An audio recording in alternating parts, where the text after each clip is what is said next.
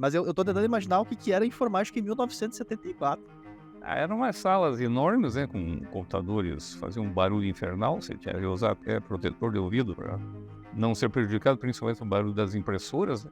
Olá, tudo bem? Seja muito bem-vindo, muito bem-vinda a mais um episódio do podcast Estudos Dizem. Esse é o 5º episódio, 5 vezes sentado nessa cadeira aqui de aluno junto com vocês para aprender com grandes professores sobre o que dizem os estudos. Já quero deixar logo de cara aquele convite, se você está ouvindo no Spotify, que você siga o canal. Tem um espaço também no Spotify agora muito interessante que você pode comentar o que achou do episódio. Normalmente tem uma pergunta no final do episódio também que a gente pode deixar para vocês. Se tiver uma pergunta, responde para lá o que você está achando, a sua opinião sobre o tema que a gente está debatendo aqui. E também, se você está assistindo pelo YouTube, fica o convite para você se inscrever no canal. A gente está com os vídeos em média aqui de aproximadamente 100, 80 visualizações a cada podcast, e o canal do podcast está com 30 visualizações. Pô, galera, vocês que estão assistindo aí, pô, por favor, prestigiem aí, nos ajudem se inscrevendo no canal, clica no sininho, todo esse protocolo de rede social que ninguém aguenta mais, mas que a gente tem que falar, porque senão o pessoal não se inscreve. Professor, quero te agradecer demais por estar aqui, dedicando teu tempo, uma honra gigante estar te recebendo aqui nesse podcast, te ouvindo, aprendendo mais uma vez contigo. Para quem não sabe, eu já fui aluno do professor Fernando Pianaro e agora eu quero agradecer formalmente pela tua presença aqui. Obrigado, professor. Prazer é meu, é uma honra estar aqui com você e vamos ver o que nós podemos contribuir, né, com o pessoal, né. Um pouco da Maravilha. nossa história, um pouco dos nossos conhecimentos. É literalmente um pouco, galera, porque é gigante. Começando aqui pela apresentação formal do professor. Professor, eu tive a oportunidade de ser aluno dele, já assisti algumas palestras também dele fora da sala de aula. Sigo aprendendo. Diariamente ele tem conteúdo nas redes sociais, então se você não segue o professor Pianaro, vai aqui, ó, né, @professor Pianaro, segue ele lá no Instagram, no LinkedIn também, ele tem conteúdo diário, sempre reflexões extremamente interessantes, embasadas não só pela ciência, mas pela experiência de mercado aqui do professor Pianaro. Eu quero apresentar ele formalmente para vocês tomarem talvez um pouquinho de noção do tamanho desse convidado que a gente tem hoje aqui. Vamos lá, professor Fernando Pianaro, ele é economista. Nos bastidores aqui a gente estava comentando também que ele é químico também, mas isso aqui a gente deixa de fora. E, enfim, pós-doc em Business Administration com ênfase em coaching e estratégias nos Estados Unidos, ou seja, PhD, especialista em educação global, construção da cidadania e inteligências humanas, sem contar um monte de outra coisa que não cabe aqui, porque a gente tem um certo tempo aqui, limite aqui de podcast, então a gente reduziu aqui a apresentação. Professor, mais uma vez, obrigado por estar aqui. E eu quero começando te perguntando, como é que você chegou? Como é que o senhor chegou na ciência? Como hoje você tem uma formação acadêmica muito grande.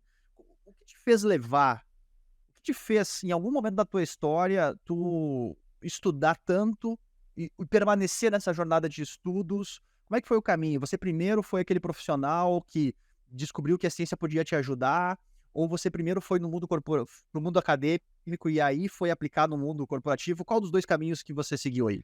Bom, mais uma vez, é um prazer estar aqui com vocês, né, trocando um pouco dessas experiências de vida que a gente tem. Eu acho que o grande o grande motivo da gente estar nesse planeta, estar nessa vida, é justamente, você poder trocar com as pessoas, né, porque sozinho você não sobrevive.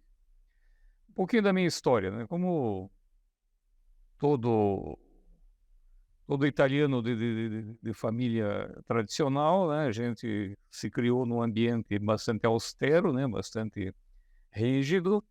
E, enfim, eu comecei a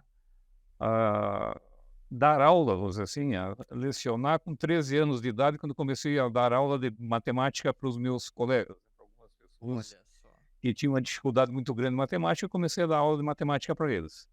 Então, às vezes, os nossos fins de semana eram restritos, né, dentro de algumas salas de casas, né, de pessoas, amigas, etc., estudando matemática. Isso me gerou um sentimento de que eu poderia sempre estar numa sala de aula, sempre estar ensinando ou procurando ensinar ou trocar com algumas pessoas. Depois, obviamente, eu entrei, fiz o curso de Química, né, de segundo grau, né, não é um curso de terceiro grau, mas eu me formei em Química Industrial. Quase fui trabalhar na Venezuela, imagina, né? Outras épocas, acredito. Outras épocas, né? Na época era o país mais avançado e mais rico da América Latina, né? E acabei que entrei no curso de Física, tá? Fui fazer o curso de Física. Fiz 2 anos o curso de Física na Universidade Federal, sempre gostei dessas áreas de estudos um pouco mais aprofundados, envolvendo cálculos, tal, etc. E por um desses atalhos do destino, apareceu um dia um edital lá na universidade, pedindo para pessoas que quisessem trabalhar com informática na época, se candidatarem a fazer um curso de formação na área de informática e já com uma certa garantia de trabalho, né? Emprego de trabalho, né? Interessante. Que Eu ano isso, fiz. professor? Só para ter uma noção. Hã? Que ano isso? Só para ter uma noção, porque quando a gente fala de informática, a gente 1974. 74. Você não era nem nascido ainda. Não era mesmo. Nem meu E irmão, que é aí o mais velho, estava nascido ainda. eu fui, então, passei nesse teste, né, nesse teste seletivo, eram 10 vagas na primeira etapa, na segunda etapa ficaram 5 e eu acabei entrando, então, como aprendiz ou estagiário, na época já era estagiário, né, na área de informática, dentro de um banco aqui, do Banco Estadual do Paraná, aqui, que não existe mais, né, já foi extinto. E aí começamos a nossa carreira na área de informática. E antes mesmo de terminar bom, aí eu tive que abandonar o curso de Física, né, porque na Universidade Federal você tinha aula de manhã, de tarde e de noite, às vezes sábado, domingo, então era um negócio complicado. E o banco nos deu nessa opção de ou fazermos contábeis, ou administração, ou economia. E eu fiz uma análise assim do que era cada uma dessas áreas e optei por economia, por ser economia uma ciência, né? Uhum. Contábeis e administração não são ciências, são aplicações de ciências matemáticas. Então eu fui para a economia mais no sentido da ciência, mais no sentido da pesquisa. E óbvio que até hoje eu me orgulho disso e estudo todas as questões de economia, de ciências econômicas, que é uma ciência comportamental, né? Até hoje, né? Tanto é que, e da importância disso, você vê psicólogos aí ganhando o prêmio Nobel da Economia, com, né? Kahneman e outros por aí, né? Que a gente usa os livros deles, inclusive, para trabalhar neurociência. Então eu acabei, então, assim que me formei no curso de economia, eu acabei entrando também para a área acadêmica, né, como professor, né? E desde então, são mais de 40 anos de sala de aula, né? Na graduação eu já encerrei a minha participação, hoje eu estou mais só nas pós-graduação, mestrado e doutorado, mas é o que me levou ao estudo da ciência. Agora, teve essa mudança, né? Porque do curso de física, que é uma ciência, né, Uhum. para a economia, né, claro que eu senti o impacto, porque você sai de uma área de tecnologia para uma área de pesquisa de alta tecnologia, né, para uma área de ciência comportamental, mas ao mesmo tempo me satisfez, porque eu continuei na pesquisa, né, ao longo dos anos. Bom, aí nós viemos por uma crescente na área de informática, né, passando por todas as etapas. Naquela época, microcomputador não existia, era só mainframes e aquela história toda, né? Cartão perfurado ainda, né? Pois é, eu ia te perguntar, eu tava com essa pergunta engatilhada que tu já falou agora, eu tô tentando imaginar o que era informática em 1974. Porque É, o primeiro computador que eu tive acesso, o meu avô comprou para nós junto com a avó, eu tinha, sei lá, uns 8, 9 anos, era um famoso XT com a tela verde aquele. E se aquilo já era arcaico, isso em 1900 e sei lá quanto, olha, não era arcaico. Na época era moderno, né? né, era moderno, exatamente, era o ultimate, né, do que tinha, né. Quando foi lançado o 286 e o 386, não sei quem tem idade pra Ah, lembrar isso, já era, pô, era o Pentium, nossa, o Pentium mudou o mercado. Mas eu tô tentando imaginar o que que era informática em 1974. Eram umas salas enormes, né, com computadores, faziam um barulho infernal, você tinha que usar até protetor de ouvido para não ser prejudicado, principalmente no barulho das impressoras, né. E veja você que eu comecei, na verdade nós começamos com /3, depois logo imediatamente para um IBM 135, e o IBM 135 tinha uma poderosa memória de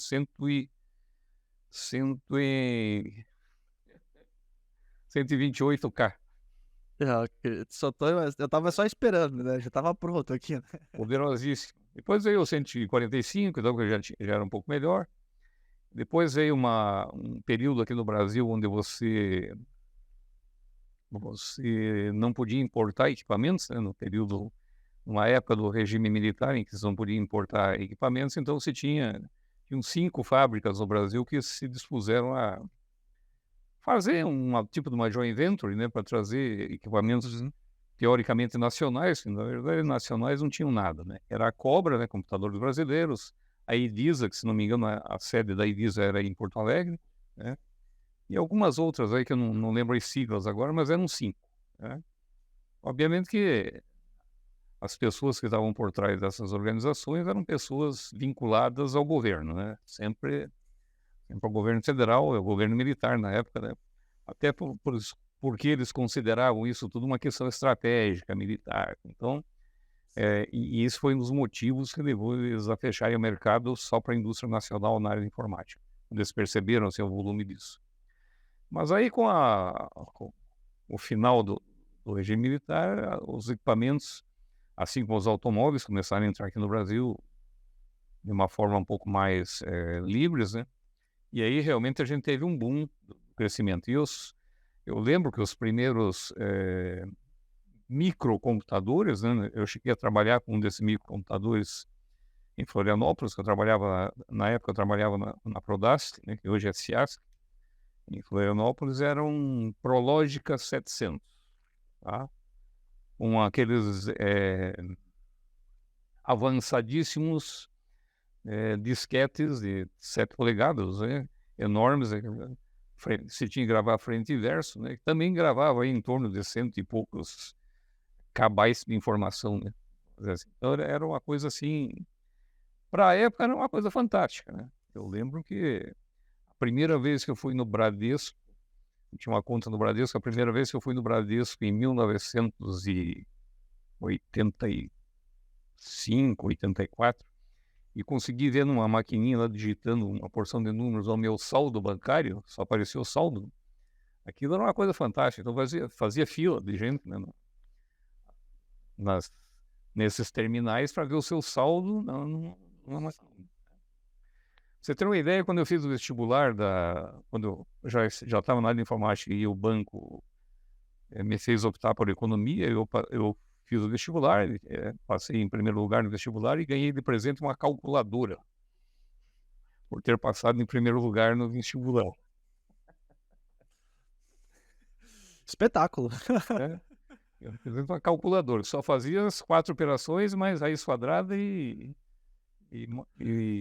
Não, porque o pessoal que tá ouvindo deve imaginar: "Não, ele ganhou uma HP", é, sei lá, HP porque que o HP e aquela dos contadores aí nem existiam na época. exatamente. Isso veio depois. Então a gente cresceu junto vamos dizer assim, com essa questão. Opa! A gente cresceu junto com essa questão da tecnologia, né? Uhum. E isso é uma coisa que eu tenho orgulho, assim, de ter participado de todo esse processo de crescimento. E aí, quando as empresas foram crescendo, investindo em mais equipamentos, né, nós tínhamos eu lembro que trabalhei em algumas empresas durante algum tempo ainda com terminais da IBM, um imenso terminal que só tinha verde, né, as letrinhas, Esse foi o meu primeiro. os dígitos eram somente verdes. Em 1987, 86, quando eu fiz a minha primeira pós-graduação, eu fiz o meu trabalho de TCC, vamos dizer assim, da pós-graduação, num 286. Ó, 286 aparecendo aí. Então, 286 com disquete e tudo, fiz todo o meu trabalho, a aplicação do TCC em cima de um 286. E veja, daí, não muito tempo depois, já em 1990, não, foi bem depois, 10 anos depois praticamente.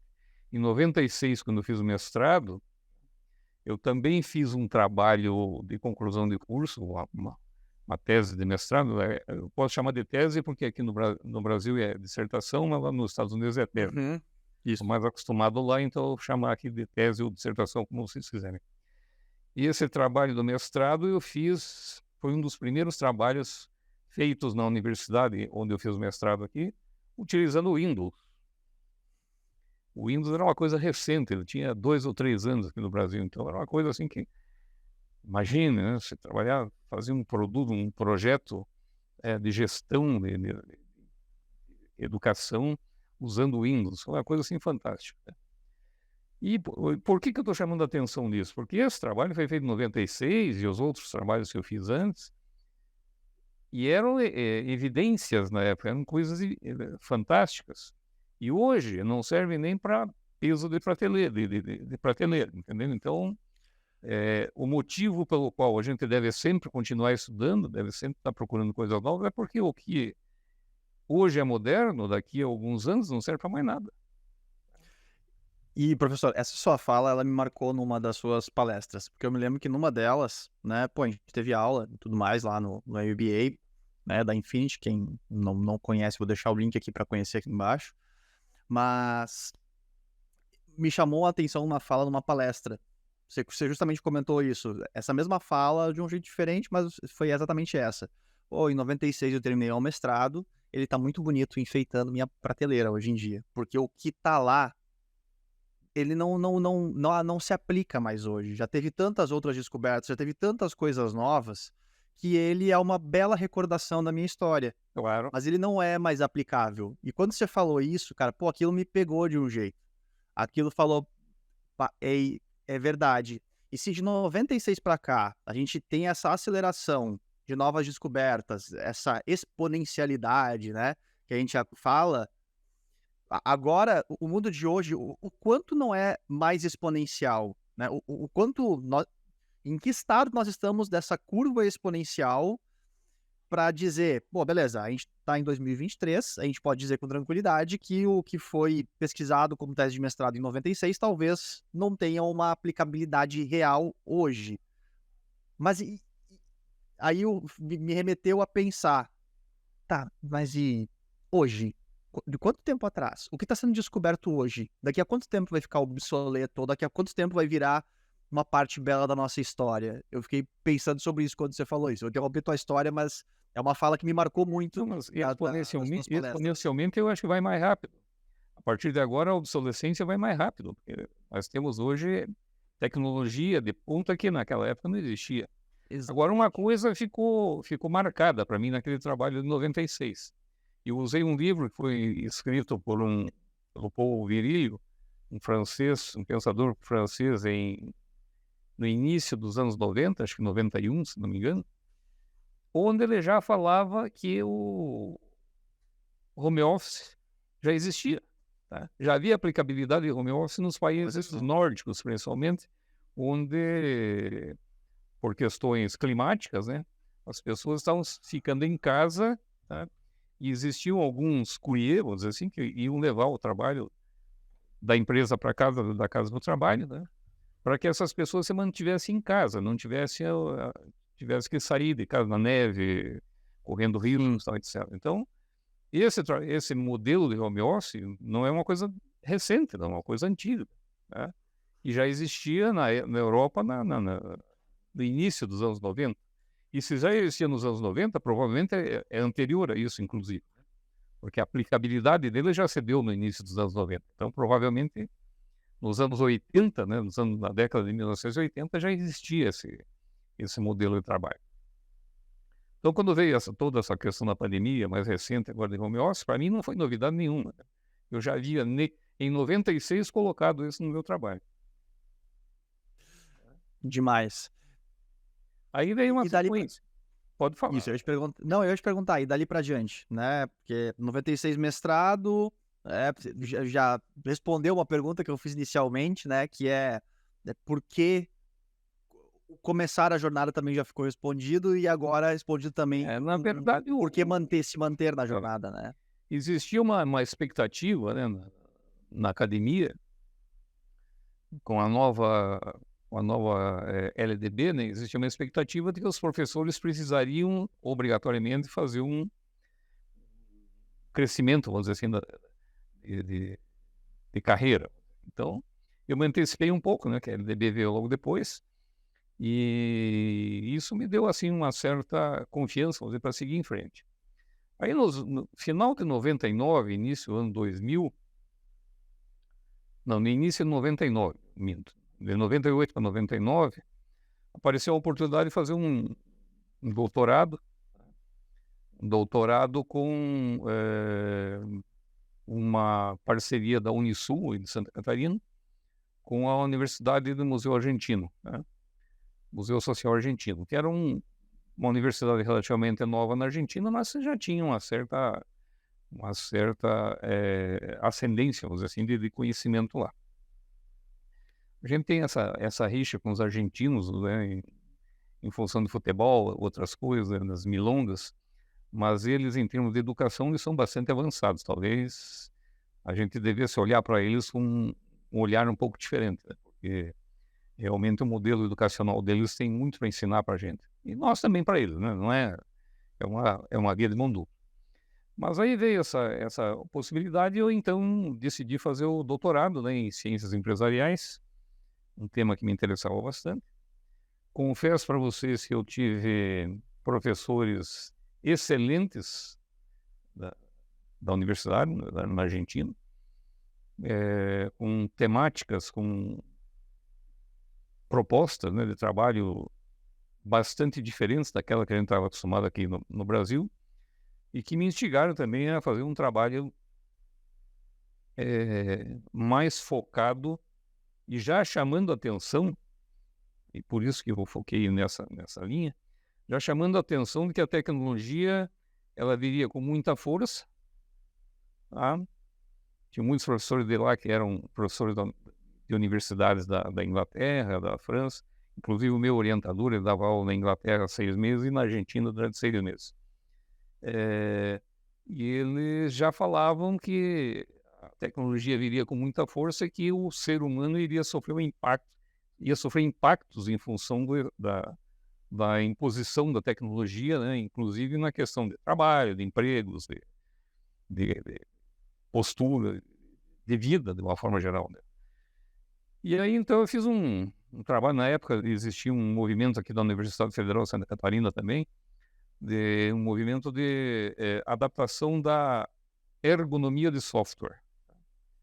Então, eu trabalhei muito essa questão da ergonomia de software, né? O que é ergonomia? Ergonomia é a adaptação do homem ao equipamento, ou vice-versa, né? Então, hoje você senta numa cadeira confortável na frente de um computador, como você também está sentado aí, essa cadeira hoje provavelmente é ergonômica. Você escolheu essa cadeira por alguns motivos, tá, etc. Então, em termos de ergonomia, você está bem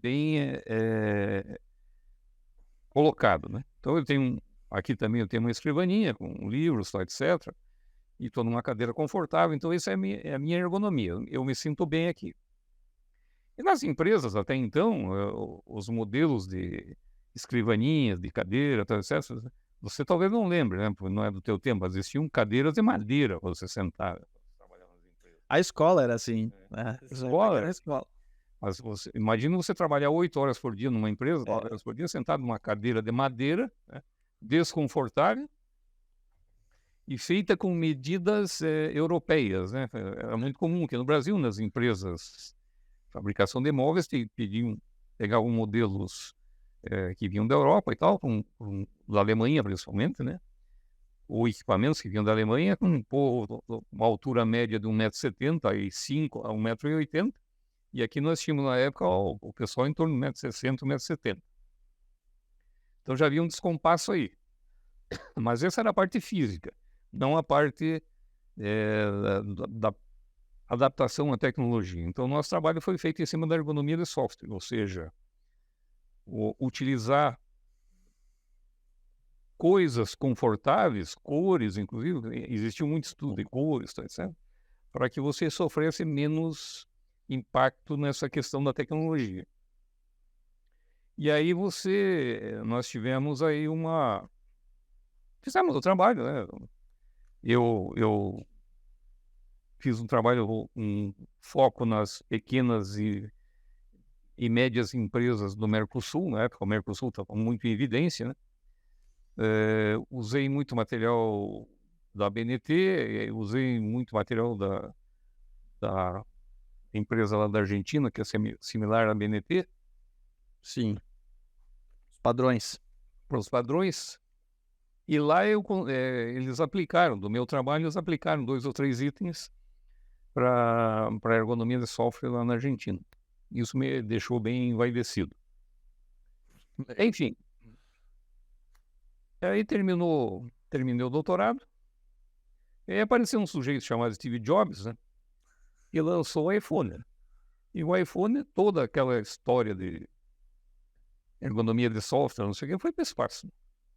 Então houve uma ruptura, aí o pessoal gosta de usar disrupção, né?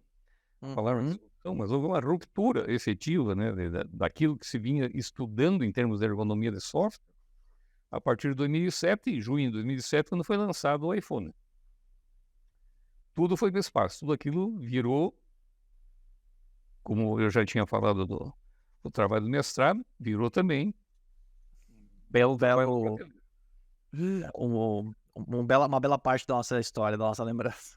Então, veja, hoje você tem smartphone, então, iPhones, de uma forma geral, sem entrar em marcas, né, que fazem com que a nossa vida hoje seja totalmente dependente e ergonômica em função desses equipamentos que a gente carrega mesmo no bolso.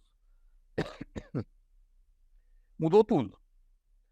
E aí, então, eu já visualizei um outro trabalho. É aquela história, pô, eu preciso fazer alguma coisa diferente.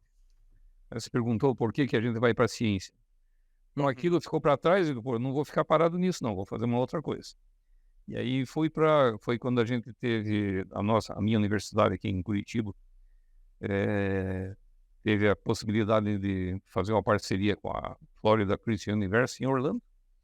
E nós, então, começamos a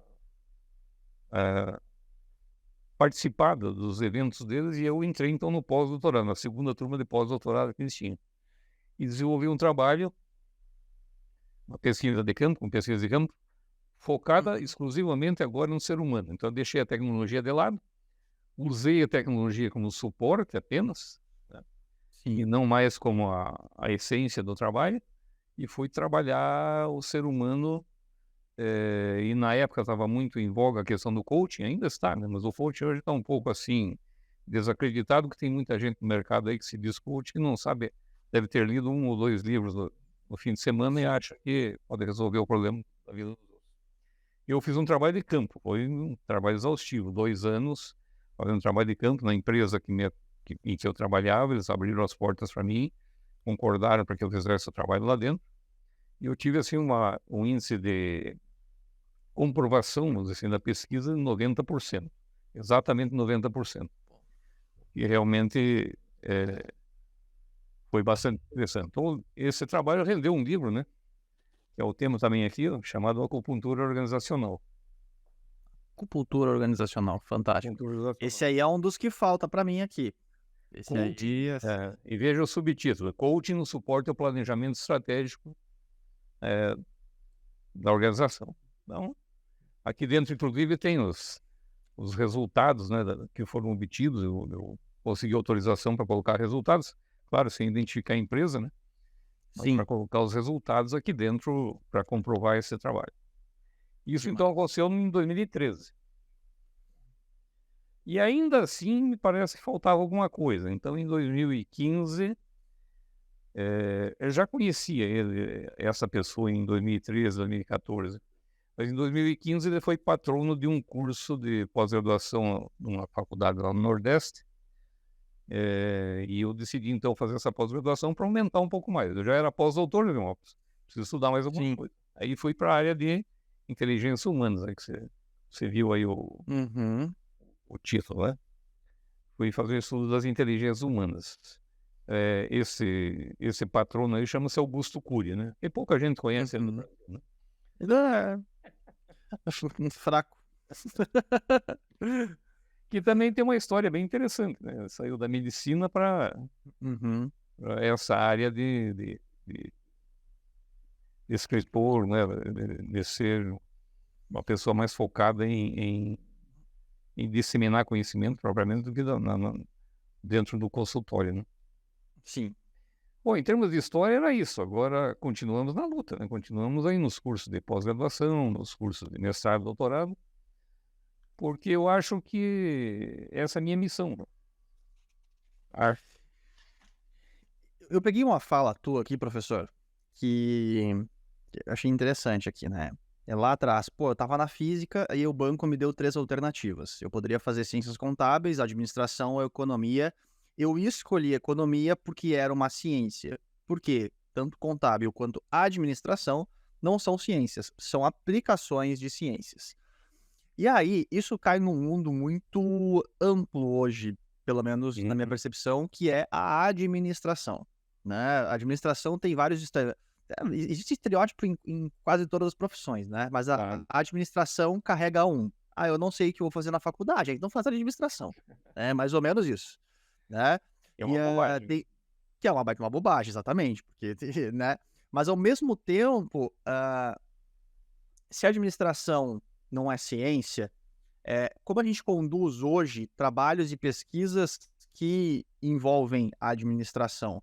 A gente precisa colocar outros elementos para que seja administração ou não era administração lá atrás e hoje, com o incremento de novas ciências, talvez, junto, ela passa a ser hoje uma ciência ou ela ainda não é uma ciência e ela é aplicação, por exemplo, de outras ciências dentro desse mundo? Uso muito aqui a questão da neurociência, né, o neurobusiness como um exemplo. A administração não seria uma ciência, o neurobusiness é? O que diferencia uma da outra? Ou hoje a administração evoluiu? Queria te ouvir um pouco sobre isso. Não mudou nada, não mudou nada. Quando se fala de administração, naquela época, e ainda é, na maioria dos cursos de administração, você fala muito de gestão. Tá? Como é que se faz gestão financeira? Como é que se faz gestão de pessoas? Como é que se faz gestão de resíduos? Enfim. Agora, para fazer gestão, né, obviamente você vai precisar de todas as outras ciências ou de todas as outras áreas integradas. Nós temos um defeito muito grave aqui no Brasil, que são assim, o curso de economia, né, economia não é o caso, eu vou fugir um pouco dessa. O curso de administração na minha instituição tem 50 anos. Grande coisa. Uhum. O que mudou em 50 anos? Continua a mesma grade curricular, as mesmas normas emanadas lá do Conselho Federal de Administração, porque nós tínhamos que trabalhar por projetos, como é na Alemanha, na Finlândia e outros países, você trabalha por projetos. Tá? E os projetos desenvolvem tudo o que você possa imaginar. Psicologia é uma ciência? É uma ciência, então vamos... Está trabalhando com o ser humano. Mas o que mais está envolvido com o ser humano? Aí você tem a questão de biologia, tem medicina, tá? Então a administração, olhando para o aspecto da empresa, ela continua sendo técnica, usando as ciências. Perfeito. O que Né? talvez hoje mude é que a gente tem um leque maior e talvez uma acessibilidade Muito maior a outras ciências que talvez torna a administração um pouquinho mais menos técnica e mais científica, mas pela sua soma. Eu acho que a administração hoje, eu acho que a administração hoje é a aplicação das ciências. Aplicação de ciências. E cabe ao administrador, ao gestor, né, entender exatamente isso. Agora, vamos pegar um aluno, eu sei disso, porque eu dou aula no curso de administração, e normalmente eu dou aula na minha instituição aqui no último ano, no último semestre, uma disciplina chamada Inteligência Emocional da Administração. mesmo em tempo de pandemia com aula online, não faltava ninguém. Hum. Por quê? Porque o cara que estuda um pouquinho, ele saca, pô, tem alguma coisa a mais. Eu tenho que estudar alguma coisa a mais. Então, quando eu estudei lá, eu fiz a pós em desenvolvimento de inteligências humanas. Quantas inteligências você tem? De acordo com com os nossos estudos aí elementares, né, de Daniel Goleman e outros aí, você tem 8, 7, 8 Gardner, né? inteligências. Acho que é o Howard Gardner, né? Se não me engano. O Gardner, principalmente. Mas tem muito mais. Tá? Hoje você tem que falar em inteligência social. O próprio Daniel Goleman, com o qual eu tive o prazer de ficar conversando por algumas horas lá em Orlando, num café da manhã lá no hotel, já não fala mais em inteligência emocional, fala em inteligência social. Agora você vai pegar o conceito dele de inteligência social, uma miríade de outras inteligências, tá? Inclusive culturais, eles chamam de inteligências culturais. A inteligência cultural do gaúcho é totalmente diferente da inteligência cultural do amazonense. Porque os contextos são diferentes. Você cresce e nasce e cresce num determinado contexto. E é esse contexto que faz com que o Márcio, o Pianaro, a Milena, etc., atinjam a idade adulta, tá? Compondo, né, o seu material memético dentro da sua genética, tá? De uma forma diferente. Te ouvindo aqui, professor, eu tô tentando fazer uma conexão aqui. Eu te ouvi aqui falando que a administração segue como sendo uma aplicação de ciências. E a gente tem um leque muito grande, né? Se eu não me engano, tem uma citação do Peter Drucker, que ele fala que a nossa era, ela não vai ser conhecida pela era da tecnologia, mas pela era das opções. Porque nunca o ser humano teve tanta oportunidade de escolha, né? A gente vê algumas culturas onde o sobrenome era a profissão, né? Woodman, né? Enfim, esse tipo de... Schumacher, é, Pianaro era profissão. Qual era a profissão do Pianaro? Tu já tinha comentado, mas eu não lembro. Pianaro é a profissão do povo que fazia os pianos nas montanhas para plantar. Então, eles eram contratados para fazer os planos, o que hoje a gente chama de curva de nível, né? Pianos nas montanhas para que as plantações fossem feitas. Ou seja, a gente tinha pouca escolha do que a gente ia fazer na vida, né? Já carregava no próprio sobrenome a profissão ou a sentença do que vai fazer por toda a vida. E hoje a gente tem muita escolha, tem muita oportunidade de escolha. Aí eu tento imaginar uma pessoa ouvindo a gente aqui, tá, beleza, área de administração, ok, eu preciso então entrar para ciências para conseguir aplicar melhor a administração. Por onde começa? Né? Quais seriam, vamos tentando, né, dar uma direção aqui para quem está escutando. Quais seriam daqui a pouco as 3 ciências? 2, 4, 5, enfim, quanto tu julgar necessário aqui para começar? Primeiro, qual é o teu perfil? A primeira análise que eu faço quando eu faço mentoria ou trabalho com consultoria é qual é o teu perfil? Tem pessoas que têm perfil para processos e pessoas têm perfil para pessoas. Já começa por aí. Então, essa é a primeira análise que você faz. E dentro desses perfis, você começa a abrir os leques também. Tá? Então, você está em pessoas. Se você é uma pessoa, você é um profissional direcionado, cuja essência é direcionada para pessoas, o que é que eu posso fazer por pessoas? Posso ser um educador, posso ser um... Por que um administrador não pode ser um professor? Um treinador? Um coach? Um coach agora no sentido profissional, né? Por que a profissão de coaching não é reconhecida? Porque ela não está vinculada ainda a uma linha de trabalho específica. Mas se você pensar em termos de coach, vamos pegar aí no caso do futebol, né, que vocês gostam bastante aí, né? O coach do futebol, né, o técnico do time. Ele não é o administrador? Total. Administra o vestiário, administra Tudo. pressão imprensa. Tá?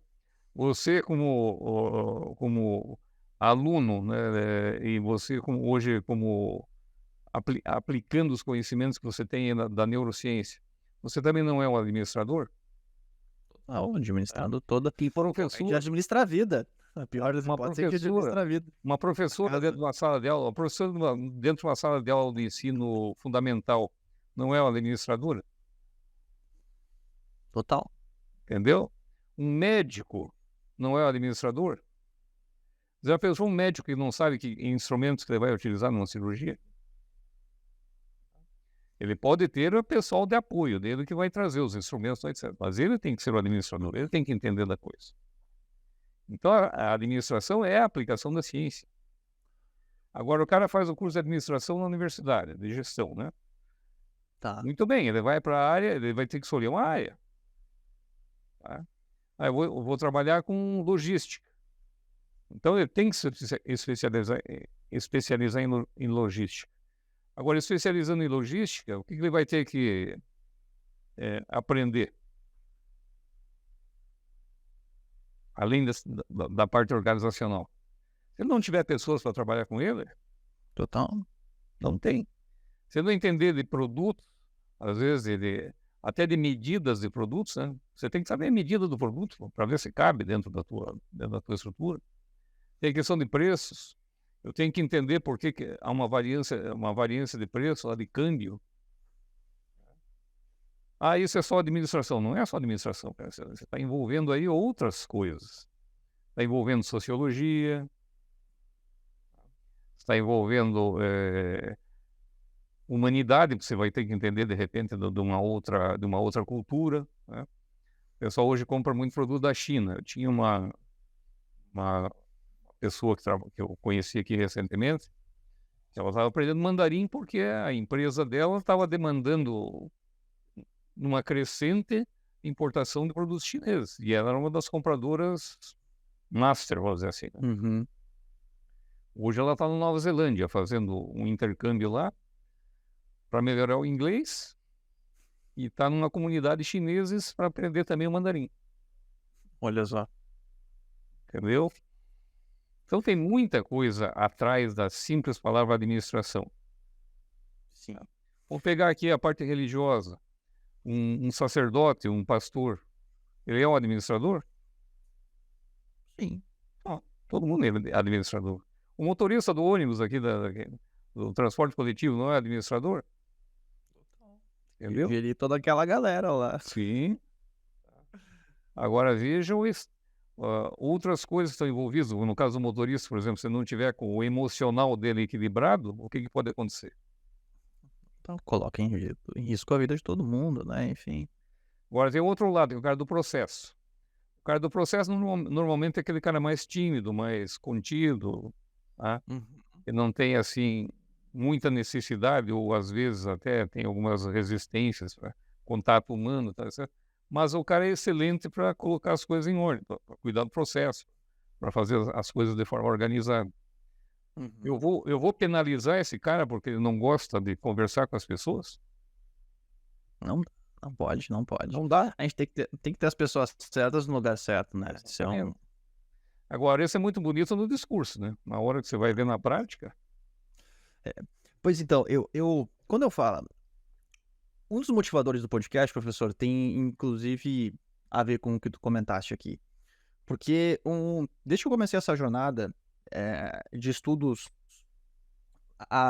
mais intensos sobre a ciência aplicada à vida, vamos resumir assim, em janeiro de 2019, quando eu descobri, cara, existe felicidade em torno com ciência, dá para falar de felicidade com ciência, dali que eu comecei toda essa minha jornada de estudos, aí que eu fui chegar nas neurociências, etc. Um dos livros que eu li, que me marcou até hoje, que ficou tatuado e ainda não saiu do sangue, é o Drive, do Daniel Pink, Motivação 3.0. E ele tem uma frase emblemática lá, que aquela frase, ela mexe comigo. Existe um descompasso, existe uma divergência, existe uma distância entre o que a ciência sabe e o que o mundo dos negócios faz. E isso até hoje tá... Ele escreveu em 2009. Faz tempo? É 2023. Será que não é atual ainda? né? E aí conversa com a tua fala, é bonito falar, mas na prática, por que tu acha que existe isso, né? Por que tu acha porque muitos estudos não são aplicados à vida. Bom, a gente podia falar disso durante muito tempo, mas eu vou resumir assim. Vou tentar fazer um histórico disso. Em 1712, né, Tô anotando. Bernard Mandeville escreveu um livro chamado A Fábula das Abelhas. Era um livro que foi escrito de uma forma irônica, ele era um cara meio satírico, assim, né? Uhum. Mas que mostrava cruamente, né, de uma forma crua, nua e crua, a sociedade da época, a sociedade inglesa da época. Se você lê aquele livro com os olhos voltados para hoje, você vai ver que não mudou muito. O que é que nós temos hoje? Casas confortáveis, luz elétrica, televisão, tecnologia, internet, mas o ser humano continua o mesmo.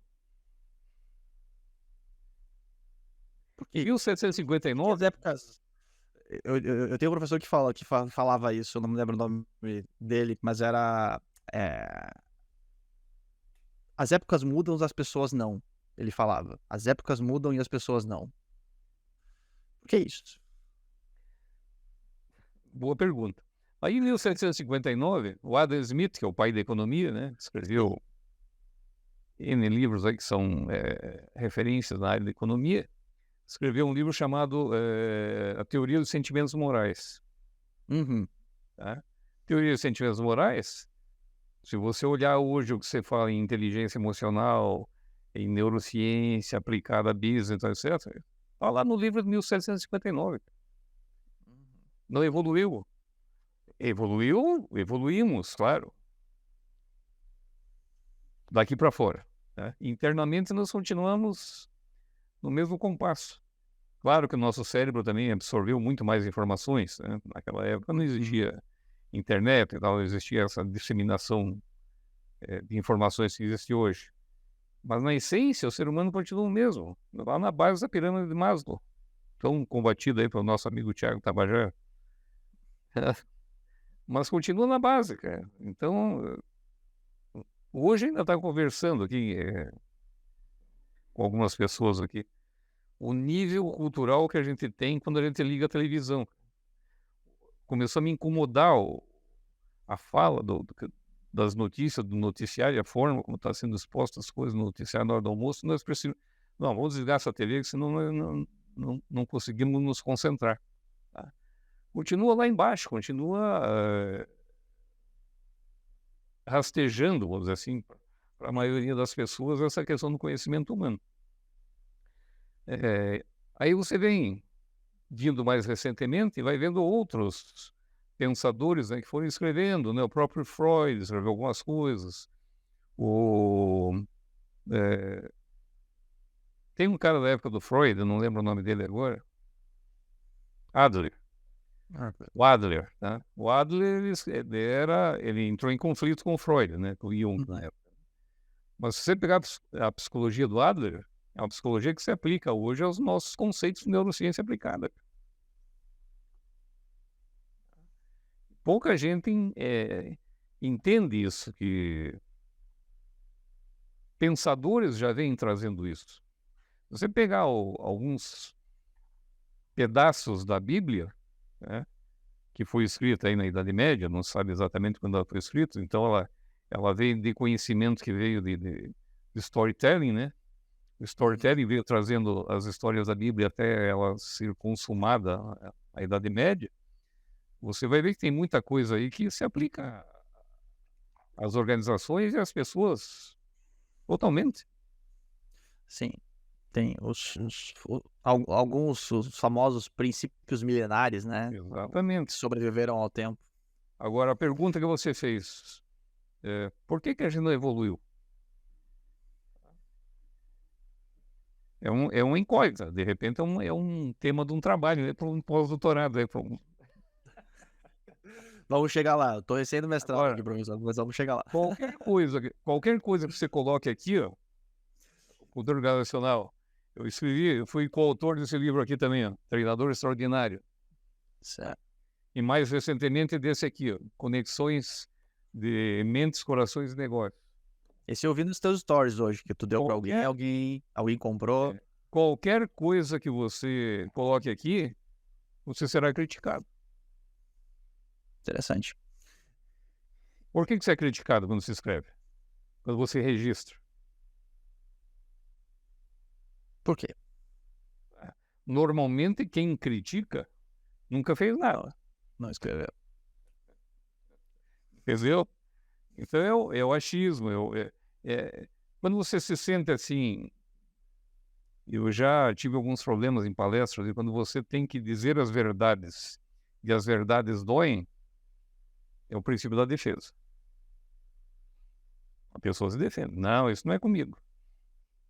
Eu não faço isso, ele sabe que faz. Mas publicamente, para o público, para a venda externa, ele tem que dizer que não faz. Tive um episódio recente agora, desse fim de semana. Não, eu não fiz isso, tá? Eu só coloquei uma interrogação ali na resposta. Como não? Como não? É complicado isso, né? Eu não sei se estou ficando velho e chato, viu, mas eu acho que tem umas coisas que não dá mais para aguentar, sabe?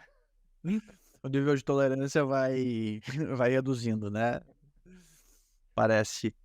E, mas, professor, eu quero te perguntar sobre esse termo, né, toda essa conversa aqui, como é que ela chega na acupuntura, né, Ok. organizacional.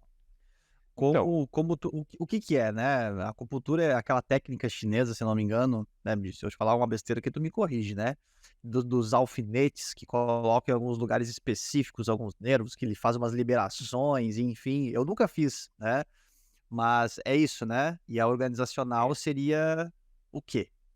a acupuntura é exatamente isso. É uma técnica de medicina chinesa, né?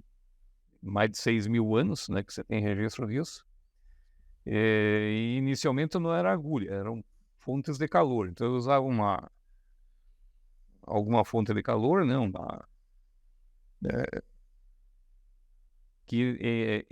Você sabe que o corpo humano, só abrindo um parênteses, o corpo humano ele é completo. Então você tem, pela medicina chinesa, você tem dois eixos verticais, que vão da cabeça aos pés, e mais 12 eixos horizontais, que vão das pontas dos dedos das mãos ao outro, né?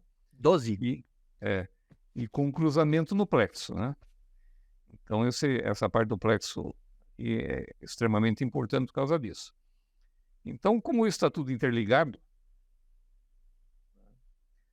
qual é o princípio da acupuntura? Que você, ao colocar uma fonte de calor, lá, uma moxa, né, que eles chamavam, né, eles usavam, se não me engano, gengibre, né? Eles usavam gengibre e tocavam e punham fogo no gengibre. Ele não queima a pele, né? Mas ele emite uma onda de calor muito forte. E depois eles usaram a agulha, com o mesmo sentido. Por que a agulha faz? Você coloca a agulha num determinado ponto e o organismo reage para combater aquela agressão. Você não sente nada, é uma agulhadinha de nada assim, né? Mas Uhum. então, como o organismo reage para combater aquela agressão, ou do fogo, né? Ou de pedras quentes também, que tem algumas, os hindus, se não me engano, usam as pedras quentes, e até virou moda agora aí para alguns salões de beleza usar essas técnicas das pedras quentes. O organismo reage como um todo para combater aquela agressão. Então, e isso faz com que uma agulha colocada lá no dedão do pé tire uma dor de cabeça, porque existe uma ligação direta, tá? Nesses eixos, né? Então, quando você coloca lá, essa canalização da energia para combater essa agressão acaba equilibrando esses eixos. Tá. Bom, isso é a parte da acupuntura mesmo, tá? Agora, por Uhum. que organizacional? Porque existem processos nas organizações, tanto verticais quanto horizontais. E tem algumas pessoas, de repente, uma pessoa está com algum problema no meio do processo. Então, por que a acupuntura? Por que o coaching nesse processo? que eu preciso fazer um mapeamento disso e tratar aquele ponto. Então, quando eu trato aquela pessoa naquele ponto do processo, eu estou fazendo com que o processo entre em equilíbrio.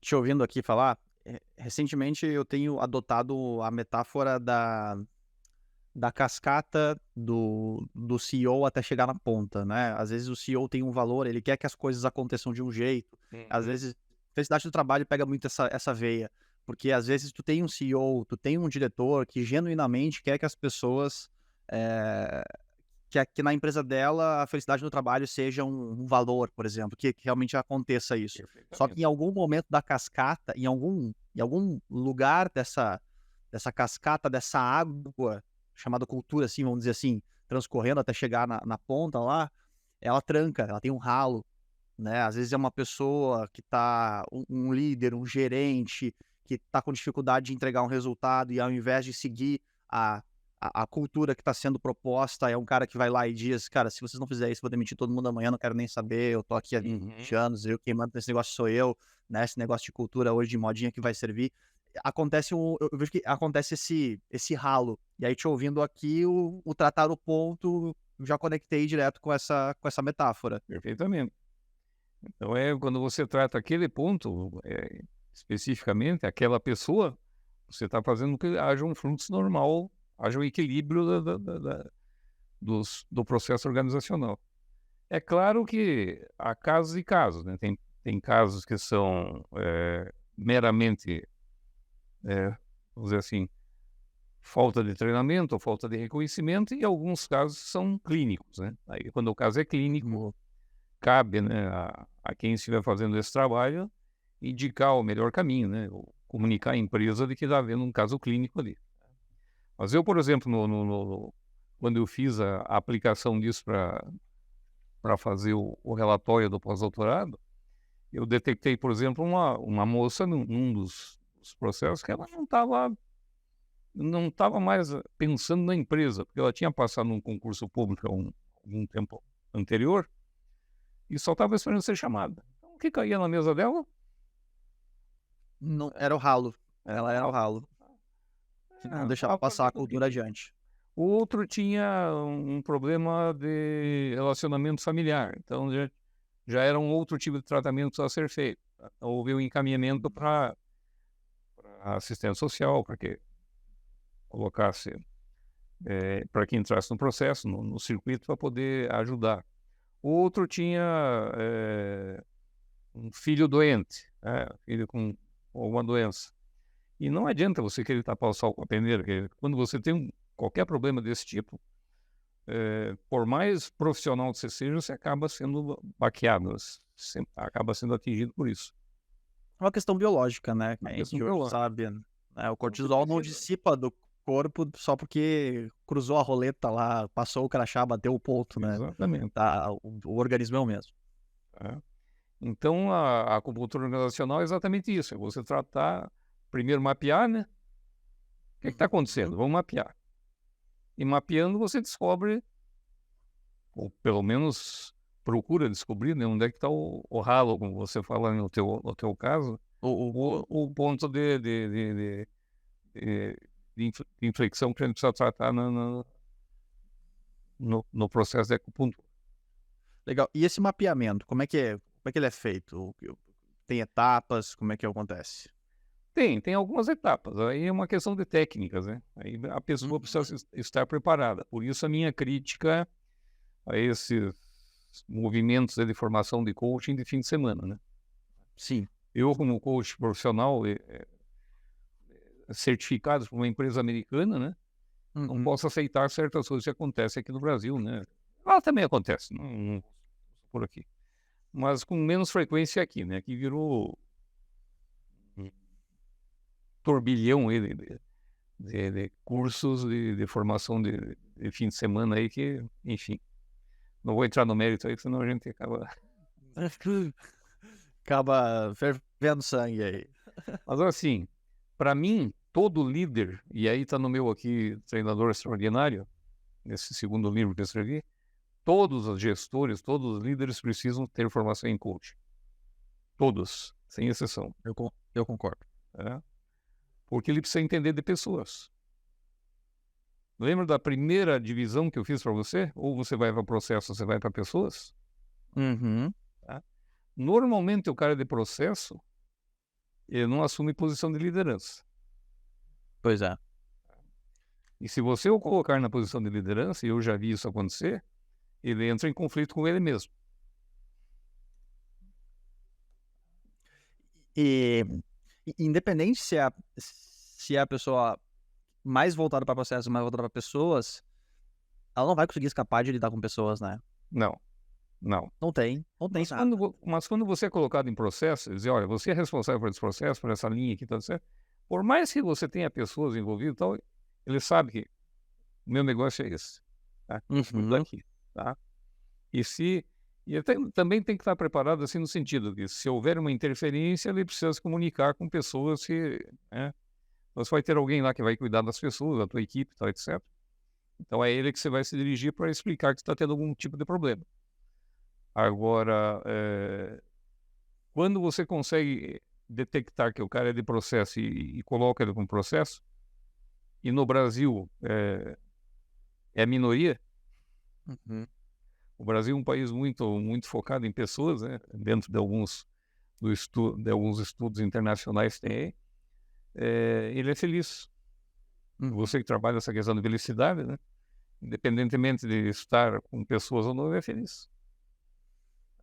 Pega os auditores, um bom auditor, um bom laboratorista, são pessoas que precisam trabalhar mais sozinhas, mais focadas. Mesmo algumas linhas de pessoas da TI, né, por exemplo, eu trabalhei muito tempo com TI, né? Tem gente que prefere trabalhar sozinho. Sim. Aí você vai entrar naquelas questões mais que a gente já viu aí nos cursos aí de cronobiologia, para ver se o cara é mais focado em trabalhar à noite, ou de manhã, ou de tarde. Né? Tem que entender isso. Sempre respeitando o perfil vamos dizer assim, psicológico, mental e biológico, né? Que é respeitando a pessoa, né? Em outras palavras, dá pra dizer assim, com suas particularidades. Eu trabalhei com alguns líderes aí no tempo da pandemia, também online, né? E eles conseguiram enxergar que a produtividade de algumas equipes aumentou bastante, porque as pessoas em casa estavam obedecendo uma cronobiologia. Sim, ela fazia no tempo dela, né? O Daniel Pink, ele diz que tem 4 tipos de autonomia, né? Uma autonomia de tempo, autonomia de tarefa, autonomia de time e autonomia de técnica, né? Os 4 T's que ele chama, né? E aí, dentro da cronobiologia, a gente pega essa autonomia, né? Do quando, né? Do tempo, né? O time, né? Dos 4 T's, na verdade, né? Mas fica o quando. E quando eu tenho essa opção de autonomia, eu tenho 2 benefícios. Primeiro, porque eu coloco a pessoa no seu melhor horário de produção.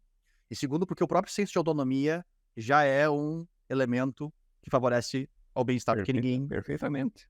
quer ter alguém aqui o dia inteiro dizendo o que eu faço, a hora que eu faço. Eu sou o tipo do cara que 5:30 da manhã, 6 horas, tô pronto para trabalhar, pronto para fazer as coisas. Tomo meu café e tô pronto. No final da tarde eu já tô. Agora tem gente que de manhã não consegue fazer nada. Né? Na minha rotina hoje, professor. Isso não é genético, porque eu tenho filhos assim. Na minha rotina atual, eu tô às 5 horas, 4:30 ali, eu tô esquentando uma mamadeira pro Miguel seguir dormindo. Trocando uma fralda, dando uma checada ali, depois. Mas eu, enquanto empregado ainda na empresa onde eu me aposentei lá, era muito comum chegar lá antes das 7. Sim. Chegou lá antes das 7. Quando o pessoal começava a chegar às 8:30, 9 horas, praticamente as minhas atividades do dia já estavam feitas. É o milagre da manhã, que é das 7, não é das 5, né? Agora tinha pessoas, inclusive meu último chefe, que chegavam 10:30. Não sei se é só o relógio biológico que é o problema. Não, o dele era televisão mesmo. Às vezes aí assim, 5h30 da tarde eu dava aula à noite, então 5h30 da tarde já estava arrumando as coisas para sair, né? Vamos fazer uma reunião. Eu falei, não, amanhã, às 7 horas da manhã, eu te espero para a reunião aí. Perfeito. Não tem como ser diferente. Falou, você sabe que eu não chego às 7h30? Eu falei, eu não fico depois das 5h30. Não conte comigo amanhã. Professor, eu estava te escutando aqui sobre a acupuntura organizacional, e aí tu falou que tinha verticais e horizontais. Dentro dessa metáfora, o que seriam as verticais e horizontais? Seria hierarquia organizacional, né? E Vertical seriam as pessoas e sim, horizontal processos, por exemplo? pega aqui a tua, aqui, né? Tá, O organograma da empresa. Tem vertical e tem horizontal. entendi. Entendeu? Tem linhas horizontais na organização e tem linhas verticais. Por mais que se fale Entendi. em organograma circular, etc, né, isso ainda é meio discutível, né? Sempre vai ter um líder, vai ter um cabeça do processo. Eu te confesso que eu sou essa gestão circular é um tema de que eu ainda preciso aprofundar meus estudos. Mas o pouco que eu percebo é que a liderança acaba acontecendo justamente por projetos, né? Pelo menos já foi o pouco que eu cheguei, é mais ou menos isso. Desse projeto, essa pessoa é o capitão, nessa aqui é essa. Não me aprofundei muito nisso ainda, mas do pouco que eu vi, seria isso. Mas ainda assim, ao final É das uma contas. situação moderna, né? Quando você trabalha por projetos, e aí vem a questão de como a empresa atua também. Tá? Mas, por exemplo, como eu trabalhava na área pública não tem essa história de Não tem. organização. É sempre vertical. Hum.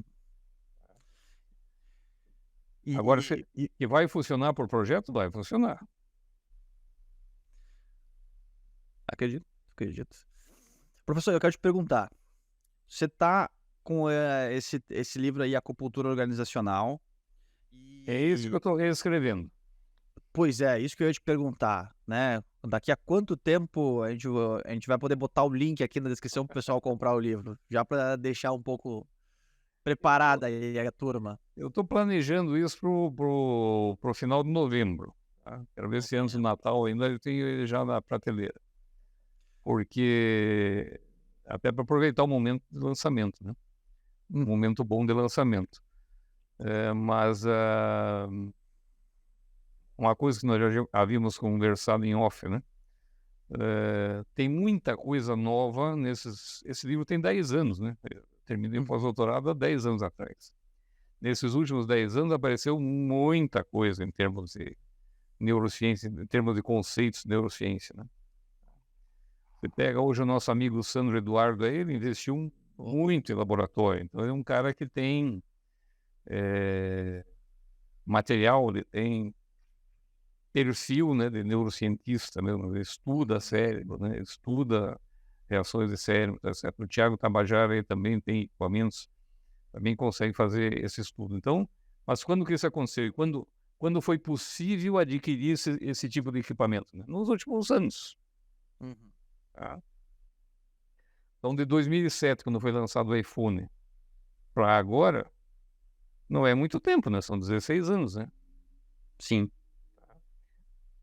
Mas o que aconteceu em termos de tecnologia dentro desses 16 anos?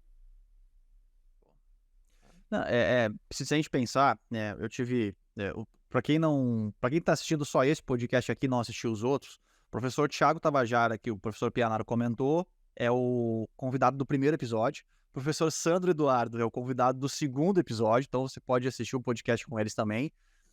E cara, Temos o imagina. Luciano ainda, né?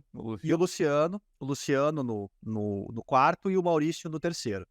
E quando que eu ia imaginar que na aula de mestrado o professor Thiago Tabajara, ele ligou na hora lá, né, o EGG, né, eu coloquei na cabeça, a gente conseguiu medir na hora a atividade cerebral ali em tempo real, online, através de tecnologia, através do equipamento que ele tinha, conectado com computador e tudo mais. Uma sala de aula, né? Numa sala de aula. Numa sala de aula. né, vivenciando realmente a neurociência ali na prática, né, não só no desenho do neurônio ali. Fantástico, incrível, imagina. Então, é isso que eu tenho que agregar agora nessa versão nova, né? Claro que não vou conseguir agregar tudo, vou agregar mais a parte conceitual, Uhum. mas tem muita coisa conceitual também que aconteceu e coisas mais antigas que eu ainda não havia conhecido, né? Que eu vou trazer à tona em função, até para justificar, porque esse trabalho que a gente desenvolve hoje, neurobusiness, neurociência, tal, etc., aplicada a business, é um trabalho que começou há muito tempo, tá? Dentro das configurações, das tecnologias, das possibilidades que existiam nas épocas. Uhum. Hoje nós somos privilegiados em ter isso, né? E comprovar isso, ou não, né? Uhum. Hoje nós podemos dizer, isso não é válido mais, porque eu tenho esse tipo de tecnologia que consegue me comprovar isso. Ou aquilo realmente é válido, porque eu tenho essa tecnologia que comprova isso. Naquela época você tinha que dizer e lutar muito para comprovar aquilo. Pela linha lógica, Então, né, às vezes muito estudo experimental, né, que sim, eu não sei o que que acontece dentro do cérebro, mas eu sei que a pessoa, quando exposta a esse tipo de situação, ela se comporta assim. E aí as conclusões são nós como observadores, né, é, mas não hoje como a gente consegue fazer, que é sabendo o que que acontece dentro da na, cachola, né, na dentro da Roma, na cabeça. Roma antiga tinha um médico lá, que não lembro o nome agora, que já dissecava cérebro, mas o que que ele conseguia fazer na dissecação de cérebro naquela época? Simplesmente abria e olhava, tirava algumas conclusões, fazia algumas associações de coisas que aconteciam, que as pessoas faziam. Ah, esse cara era meio doidinho, então provavelmente é porque esse cérebro aqui está mais escuro do lado de cá, enfim. Mas eram estudos, né? Uhum. Hoje você Sim, consegue exa comprovar isso com muito mais evidências, vamos dizer assim, né? sim. Professor, dando um shift aqui, mas ao mesmo tempo mantendo o assunto. Eu sempre pergunto para todos os convidados aqui, um estudo que, já que o tema é estudos dizem, né, ciência aplicada à vida, às vezes negócios, às vezes vida, um pouco de tudo aqui. Um estudo que tu acha que as pessoas precisam saber que foi feito, que existiu. Qual é a intenção dessa pergunta? Cada podcast aqui eu tenho interpretado ele como uma semente, né, é uma semente que tem a intenção, a gente não vai conseguir falar tudo sobre o que os estudos dizem sobre um assunto, mas a intenção é que seja uma semente para despertar o o o querer. Será que a curiosidade de buscar mais esse conteúdo, de buscar mais essa informações sobre esse tema, pela ótica da ciência, e acho que fazendo essa pergunta, talvez a gente consiga entregar para as pessoas um estudo que vale a pena a pessoa ir buscar o artigo, entender o que aconteceu, o que não aconteceu. E aí eu te divido essa pergunta aqui, um estudo que tu acha que as pessoas precisam saber que existe, que aconteceu. Bom, o que aconteceu, o que precisa ser feito ainda. Pode ser os 2 ainda. A minha pergunta era para o que já aconteceu, mas essa pergunta aí nova que tá surgindo agora é boa também. Precisa ser feito. Já fica de insight aí para quem tá ouvindo. Vamos colocar dessa forma, né? Nós hoje trabalhamos muita questão da tecnologia, tá? E se diz hoje também que nós precisamos nos preocupar mais com o ser humano. Concordo Uhum, plenamente, tá? Até porque houve uma época, talvez, né, nesse desenvolvimento tecnológico dos últimos tempos, em que o ser humano ficou em segundo plano. E hoje a gente está retomando, está vendo a necessidade de retomar isso, tá? Colocar o ser humano em primeiro, tá? Bom, isso é uma fala minha lá da minha tese de mestrado. Se a uhum, tecnologia não vier para ajudar a humanidade, não serve para nada, tá? Então a tecnologia tem que vir num segundo plano para dar suporte ao homem, né? Homo sapiens, né? Enfim. E a biologia, de uma forma geral, né? Aos seres biológicos. Então a questão que eu coloco é a seguinte: todas as ciências comportamentais, né? Todas as ciências comportamentais precisam ser avaliadas de uma forma diferente hoje, não de forma separada. Então, elas têm que ser integradas. E a pergunta que eu faço é a seguinte: se você for estabelecer um estudo de uma estrutura de um curso de administração hoje, o que você colocaria nesse curso de administração? Eu, com toda certeza, com pessoas, neurobusiness. Porque a administração, numa determinada época, e o que eu falei numa parte da nossa conversa hoje, ela se focou muito em processo. Sim. A única disciplina, vamos dizer assim, que tinha vínculo, vamos dizer assim, com a administração, com a palavra administração, era a administração de recursos humanos. Tinha lá psicologia, tinha sociologia, né? Mas que falava de administração mesmo, focado em ser humano, era a administração de recursos humanos, né? E o resto era administração financeira, administração de materiais, e sempre aí era processo. Então, se nós tivéssemos que repensar hoje uma estrutura de curso de administração, o que nós colocaríamos? É um desafio para todo mundo aí. Eu começaria, respondendo a tua pergunta aqui, eu responderia por entender, por neuro, né? Eu sei que sou suspeito para falar que é minha área, né? Mas, O neuro, vamos dizer assim, o neuro hoje tá muito focado no ser humano individual, né? Tá? sim, Você vai trabalhar o neuro como ser humano individual, mas se eu fosse massificar isso dentro do processo, como é que eu trabalharia isso? Neuro, tudo bem, eu não estou questionando a questão do neuro. Mas o que mais? Onde mais eu, iria buscar informação? O que nós temos de novo hoje? O que nós temos de novo hoje que poderiam ser agregados aí? Lembra que eu falei que a administração e a aplicação da ciência? aham. Eu vejo, te escutando aqui, eu imaginei uma disciplina chamada pessoas. Só isso. Né? Uma disciplina chamada pessoas e ali discorreria, né? Dentro de cada segmento, né? Eu até imagino além, né? Por exemplo, cara, uma disciplina. Eu sei que, por exemplo, um médico estuda o ser humano de forma exaustiva, né? Doenças, o que tratar, o que fazer e tudo mais. Mas o médico, até que ponto o médico estuda o comportamento do ser humano, né? E Não sei. Então até que ponto ele faz a associação do comportamento com as doenças? tem outro espaço, né? Tem bastante espaço aí. Tá? Isso é um desafio que eu faço. Vocês sabem disso, né, no curso de pós, Sim. né? É um desafio que eu faço. Pô. Não adianta você ficar pensando no livro específico de processo. Sim.